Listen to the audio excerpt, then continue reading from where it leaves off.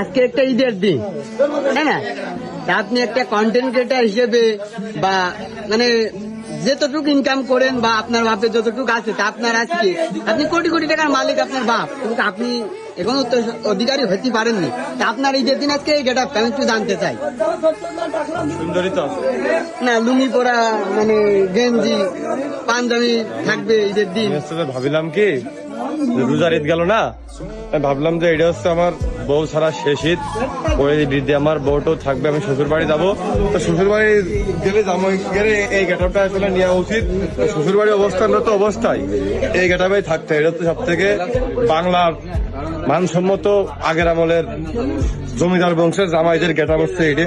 সেই গেটআপ নিয়ে আমি চামড়া স্যান্ডেল, তারপরে আমার নচ্ছা লুঙ্গি গেঞ্জি, এই কিন্তু ভালো, কিন্তু সেটা বিভিন্ন কারণে তার হয়ে উঠলো না। মনে মনে সুখ নিচ্ছি, এই ভালো গরম তো। আর এই কি করবে এখন, ওই যে দেখবে কিনা কত তোমার ঈদ চলছে আপনার বছরে? আমার তাহলে আসছে যে বছরা তো প্রায় 48তম ঈদ মনে হয়, 47-48। ঈদ মোবারক ভাই, আপনাকে অসংখ্য ধন্যবাদ। সবাইকে ঈদ মোবারক।